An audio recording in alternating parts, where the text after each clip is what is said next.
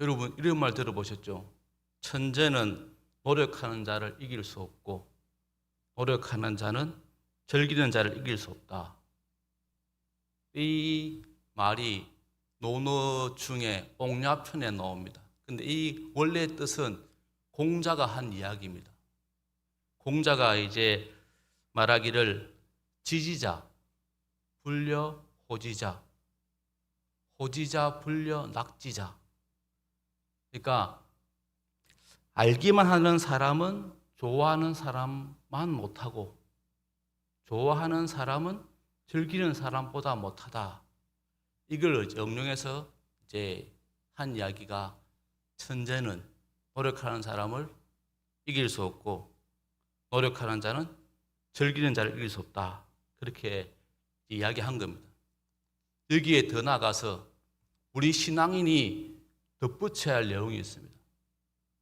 그건 바로 낙지자, 불려 구지자입니다. 무슨 말인가 하니까 즐기는 사람보다 기도하는 사람이 낫다는 겁니다. 그러니까 천재는 노력하는 사람을 이길 수 없습니다. 노력하는 사람은 즐기는 사람을 이길 수 없습니다. 근데 즐기는 사람을 이기는 사람이 바로 기도하는 사람입니다. 우리 흔히 말하기를 이런 놈 위에 나는 놈 위에 뭐라 합니까? 붙어있는 놈. 붙어있는 위에 바로 기도하는 사람입니다. 올 한해 저희가 이 낙지자, 불려 구지자, 우리가 기도함을 통해서 이기는 삶을 살 수 있기를 축복합니다. 부흥사 무디 아시죠? 시대별로 부흥의 흐름을 보면 16세기 종교개혁, 그때는 설교와 믿음 중심으로 교회가 부흥했습니다. 그러다가 17세기 중엽은 청교도 운동. 그래서 이제는 성경 중심의 신학과 신앙이 확립되는 그런 은혜를 누렸습니다. 그러다가 18세기 중엽에 다시 이제 영적 대각성 운동. 그때 이제 내면적 기독교라는 개념이 확립되어집니다.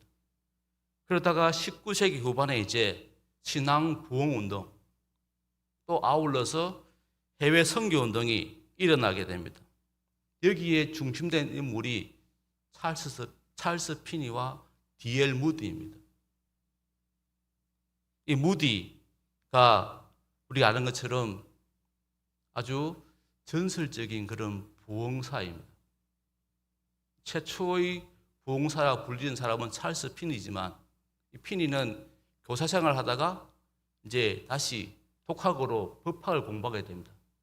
그 공부한 것으로 이제 변호사 사무실에 근무하게 되는데 거기서 이제 자기가 모세오경을 이제 법률적으로 공부하면서 결국 1821년에 회심하게 됩니다. 그래서 이제 부흥사로 그가 서임받게 되고 그래서 찰스 피니가 최초의 부흥사라 불리는데 그 시대에 그 이후에 이제 그 바톤을 이어받은 사람이 바로 D.L. 무디입니다.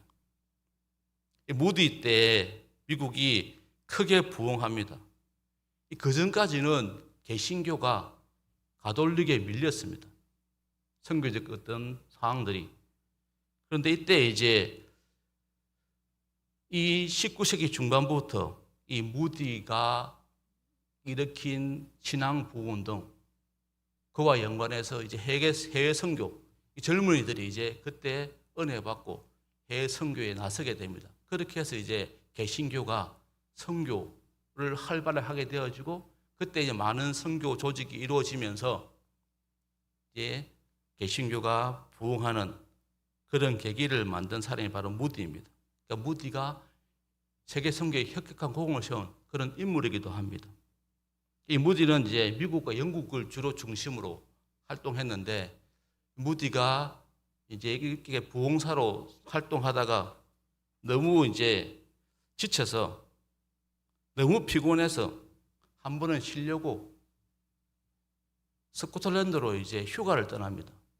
거기 가면 자기 아는 사람이 없겠지 해서 좀 쉬려고 갔는데 마침 거기에 갔는데도 자기를 알아보는 사람이 있었습니다. 자기를 모를 줄 알고 시로 갔는데 그곳에서 자기를 알아본 사람이 수요 예배 때 이제 강사로 초빙한 겁니다. 마지못해 설교 부탁받고 이제 설교를 하게 되는데 그 설교를 들은 사람이 큰 은혜를 받게 됩니다. 그리고 그렇게 수요 예배를 인도하고 나서 다시 자기가 시로 왔는데 제대로 신물 못 가지니까 다시 다른 지역으로 옮기고자 합니다. 옮기는 과정에서 이제 연락을 받습니다. 목사님 너무 갑자기 오셔가지고 목사님이 온 소식을 모르는 사람들이 말씀을 못 들어서 다시 한번 목사님을 초청해서 말씀을 듣고자 합니다. 그래서 다시 사람들이 목사님 말씀을 듣고 싶어서 지금 기도하고 있습니다. 하니까 다시 무디가 발길 돌려서 이제 그 지역에 가서 다시 집회를 인도합니다. 그렇게 인도한 게 첫날부터 이제 성령의 역사가 일어납니다. 많은 사람들 은혜 받고 헌신하고 결단하니까 그게 또 다음 날까지 이어졌습니다. 또 다음 날도 더 많은 사람이 이제 은혜 받고 성령 체험하니까 또 하루도 연기돼서 주일까지 그렇게 이어집니다. 그렇게 이제 집회가 이어졌는데 그래서 많은 사람들에게 무디가 시도 갔다가 많은 사람들에게 은혜를 이제 끼치게 되는데 그런데 정작 무디는 사람들이 은혜 받은 그 반응과 다르게 상심하고 있는 겁니다. 그래서 그 지역 목사님 물었습니다. 아니 무디 목사님 무엇 때문에 그렇게 인상이 좋지 않습니까? 물으니까 혹시는 몸이 안 좋으십니까? 물으니까 그게 아니라 자기는 항상 집회를 나가면 집회하기 전에 기도를 하는데 그런데 이번에는 자기가 쉬러 왔기 때문에 기도하지 않고 집회를 했는데 너무 많은 사람들이 은혜를 받고 성령을 체험하니까 어떤 부흥을 경험하니까 자기가 거기에서 의아해서 그렇게 표정이 밝지 못했다고 이야기했습니다. 이상해서 자기가 그동안 항상 집회를 하면 충분히 기도하고 집회를 인도했는데 이번에는 기도하지 않고 집회 인도했는데 이상하게 사람들이 은혜를 받으니까 그게 의아했던 겁니다. 그래서 제가 이래서 이상해서 그럽니다 하니까 그때 그 지역 목사님이 그렇게 말합니다. 목사님, 그렇다면 제가 이유를 말씀드리겠습니다. 그 이유는 제가 다니는 교회에 오랫동안 전신마비로 누워있는 형제가 있습니다. 이분이 골방에 누워서 하루 종일 하는 게 기도인데 그 기도를 사명으로 알고 있는 분입니다. 근데 이 사람이 10년 전에 목사님 영국 옥스퍼드 대학에서 젊은이 상대로 복음을 전할 때 그때 우수한 옥스퍼드 대학 젊은이들이 헌신하고 결단하고 회개하며 주께 나왔던 그걸 알고 이 분이 10년 전부터 자기도 한번 자기 지역에도 한번 이 작은 마을에도 무디 목사님 오셔서 집회 한번 했으면 좋겠다. 그 소원 가지고 기도했다는 겁니다. 그러니까 이 전신마비인 형제가 10년을 하루같이 그 10년 전에 옥스퍼드 대학에 있던 그 영적 부흥을 알고 자기 마을에도 그런 부흥이 일어나기를 소원하면서 10년 전부터 기도했는데 바로 그 기도 응답이 무디 목사님이 휴가차 방문한 그 지역에서 이루어진 겁니다. 그래서 무디 목사님이 그걸 알고 이제 그 형제를 만나기를 원했습니다. 그리고 그 형제가 누워있는 방에 들어갔는데 그 방에 들어가자마자 무디 목사님은 깜짝 놀랍니다.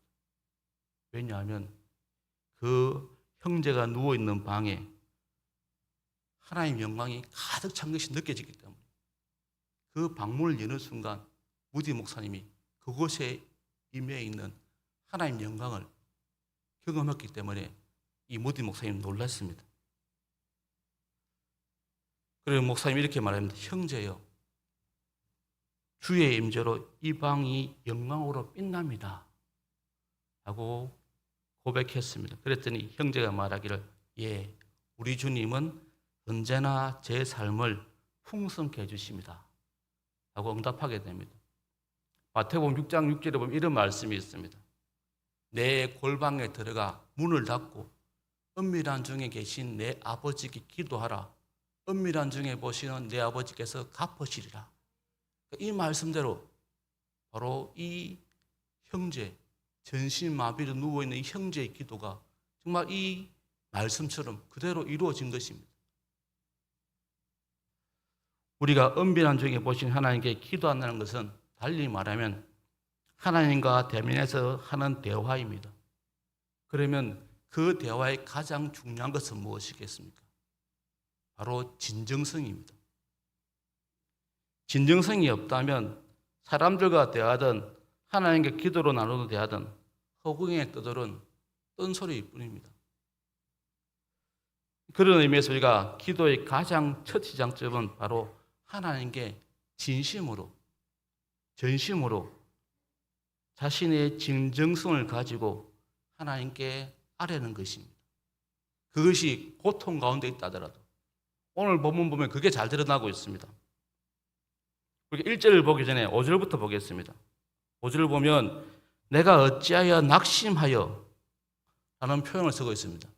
이 표현의 문자적인 뜻은 어찌하여 내가 숙이느냐 이런 의미가 있습니다. 우리가 공예배 때 기도하면 어떻습니까? 우리 기도하면 자연스럽게 머리를 숙이지 않습니까? 근데 그런 숙임이 아니라 이 문맥을 보면은 고통이 무게가 너무 커서 그 슬픔으로 깔아앉는 그 모습. 그러니까 고통의 무게 때문에 슬픔의 깊은 곳으로 깔아앉는 심히 우울하고 슬픈 상태를 가리키는 그런 의미입니다. 단순하게 경건하게 숙이는 모습이 아니라 고통이 너무 커서 슬픔이 너무 커서 그래서 마음이 우울해서 슬픈 상태로 자신을 드러내는 그 의미의 숙임의 의미입니다. 또 이어서 불안해하는가 라는 의미도 나오는데 이건 소리내어 솟아오르거나 가라앉는 바다의 파도 그걸 의미합니다. 원래 뜻은 이렇게 파도가 소리내어서 솟아올랐다가 가라앉는 그걸 묘사한 표현입니다. 그러니까 이 시편 기자의 마음 정말 고통 가운데 자기 영혼이 승난 파도처럼 이리저리 밀려다니는 요동하는 그 모습을 지금 그대로 지금 보여주고 있는 겁니다. 또 9절에 보면 슬프게 다니나이까 라는 표현도 같은 의미입니다. 슬프게. 이 말은 원래 원뜻은 탕류, 뻘물 있지 않습니까? 흙탕물. 그러니까 흙탕물이 된 또 피부로 치면 햇빛에 그을린 피부처럼 더럽고 먼지가 낀 듯한 색깔. 햇빛에 그을려서 피부가 탄, 그을린 그런 모습. 검은, 그러니까 얼굴이 그 모습이 피부가 검은 상태. 그게 원래의 뜻입니다. 그러니까 이 지금 시편 기자의 내면 상태뿐 아니라 외면 상태도 그만큼 고통스러움을 그대로 지금 드러내고 있습니다. 외적인 상태도 굉장히 어둡고 슬프고 처량한 모습을 그대로 지금 묘사하고 있습니다. 따라서 슬프게 다닌다는 것은 결국 고통으로 인해서 이 저자의 외면적인 모습까지도 슬픈 상태, 그걸 지금 그대로 묘사한 것입니다. 또 10절에 보면 내 뼈를 찌르는 칼같이라는 표현이 나오는데 이건 우리가 개역 개정에서는 이 원어의 뜻을 내차를 칼로 표현했는데 이 뜻을 또한 보면은 죽이는, 도륙하는, 산산이 쪼개는, 부셔버리는 그런 의미를 가지고 있습니다. 이 칼이라고 표현된 그 의미가 죽이는, 도륙하는, 산산이 쪼개는, 부셔버리는 그런 의미를 가지고 있다는 겁니다. 그래서 그의 대적들이 하나님의 존재 자체에 대해서 조롱하듯 물을 때 이 기자는 마치 그 뼈가 쪼개져 그 통증으로 인해 죽을 것 같은 엄청난 고통을 느꼈다는 겁니다. 사람들이 자기가 고통 가운데 있는데 그걸 보고 내가 하나님을 믿는다면서 내가 왜 그런 고통을 겪고 있느냐? 내가 믿는 하나님이 지금 어디 있느냐? 그렇게 말하니까 그 말 듣는 순간 자기 뼈가 쪼개지고 그 통증으로 정말 죽을 것 같은 그런 엄청난 고통의 상태에 있다는 것을 지금 이렇게 표현한 것입니다. 그래서 지금 자신의 자존심이 상해 견딜 수 없어서 지금 하나님께 호소하는 그 모습을 보이고 있습니다. 여러분, 우리가 느낀 게 있지 않습니까? 지금 시편 저자는 하나님의 이름이 더럽혀지는 것에 대해서 크게 마음이 상해 있는데 우리는 어떻습니까? 하나님의 이름이 더럽혀도 이 시편 기자처럼 마음이 상해할 때가 있습니까? 그렇지 못하지 않습니까? 하나님의 이름이 더럽혀지는 것에 대해서는 크게 마음이 상하지 않는 지금 우리의 모습에 바로 이 시편 저자가 큰 도전을 주고 있습니다. 그래서 이제 이 시편 기자가 1절에서 이렇게 기도하는 겁니다. 사슴이 시냇물을 찾듯이 하나님을 찾는다 고백하는 것입니다. 이 단순하게 찾는 게 아닙니다. 이 구절은 의미가 있습니다. 대부분 사람들은 하나님의 도움을 갈구합니다. 하지만 지금 이 시편 기자는 도우시는 하나님을 갈구하고 있습니다. 이 차이가 뭐겠습니까? 하나님의 도움을 갈구하는 것과 도우시는 하나님을 갈구하는 것, 이건 분명히 다릅니다. 어떻게 다릅니까? 전자는 도움에 초점이 있습니다. 도움받는 것에. 그런데 후자는 하나님께 초점이 맞춰져 있습니다. 도움을 갈구하는 사람은 그 도움이 떨어지면 다시 갈증을 느낍니다. 그런데 하나님을 갈구하는 인생은 하나님께 초점이 맞춰지면 그 하나님 안에서 참된 회복과 기쁨을 누린다는 겁니다. 그런데 이 시편 기자는 이것을 분명히 알고 하나님의 도우심, 도움이 목적이 아니라 하나님의 목적인 지금 기도를 드리고 있는 겁니다. 자기가 큰 고초 가운데 있으면서도 자신의 지금 상황이 보십시오. 3절에 보시면 내 눈물이 주야로 내 음식이 되었도다. 또 내 4절에 보면 내 마음이 상하는도다. 또 9절에 보면 어찌하여 나를 잊으셨나이까. 또 10절에 뭐라고 말합니까? 내 대적이 나를 비방하여 늘 내게 말하기를 내 하나님이 어디 있느냐 하는도다. 이렇게 고백하면서 자기의 상황을 하나님께 아뢰고 그 하나님께 지금 초점을 맞추고 있는 겁니다. 이 사람은 지금 분명 자신의 상황과 감정을 느끼는 그대로 솔직하게 하나님께 표현하고 있습니다. 그래서 도우시는 하나님을 신뢰하고 갈망하여 그 하나님께 자신의 상황과 감정을 허심탄회하게 지금 아뢰고 있습니다. 그렇게 하자 그에게 놀라운 마음의 변화가 일어납니다. 그 막막하고 힘든 상황에서 그가 이렇게 이제 고백하게 됩니다. 내 영혼아 어찌하여 낙심하며 어찌하여 내 속에서 불안해하는가? 너는 하나님께 소망을 두라. 그가 나타나 도우심으로 말미암아 내 하나님을 여전히 찬송하리로다. 우리 흔히 기도를 통해서 상황이 바뀌는 것을 기적이다 이야기합니다. 제가 조금 전에 무디 목사님 이야기했는데 그 목사님이 이제 이어서 이어는 이야기가 있습니다. 다시 무디 목사님 이야기를 하면 무디 목사님 그 형제에게 다시 묻습니다. 이렇게 주님의 은혜가 풍성할수록 사탄도 더욱 강하게 역사하는데 사탄이 역사 안 합니까? 라고 물어봅니다. 그랬더니 형제가 말했습니다. 왜요? 왜 안 오겠습니까? 가끔 옵니다. 그러니까 와서 뭐라 말합니까? 그러니까 이 형제가 사탄이 이렇게 말합니다. 야, 너 말이야. 하나님이 계신다 하는데 내가 하나님을 이야기하는데 야, 내 하나님이 안 계신 것 아니냐? 잘 봐라. 세상에 얼마나 악한 사람이 많으냐? 그 악한 사람들이 얼마나 자기의 발로 잘 걸어다니며 잘 먹고 살고 있지 않느냐? 허다한 악한 사람들이 건강하게 두 발로 안 돌아다녔냐? 그렇다면 내가 말하는 그 하나님 진짜 계시다면 너같이 기도 열심히 하는 신자를 어떻게 이렇게 오랫동안 들어눕게 할 수 있느냐? 이게 하나님 안 계신 증거 아니냐? 라고 말한다는 겁니다. 그때 이 형제가 그러면 담대하게 사탄아 물러가라. 그렇게 외치면서 그 사탄에게 맞다. 내 말이 일리가 있다. 그런데 십자가를 바라보면 하나님은 사랑이시다. 라고 말하면서 사탄을 물리친다는 겁니다.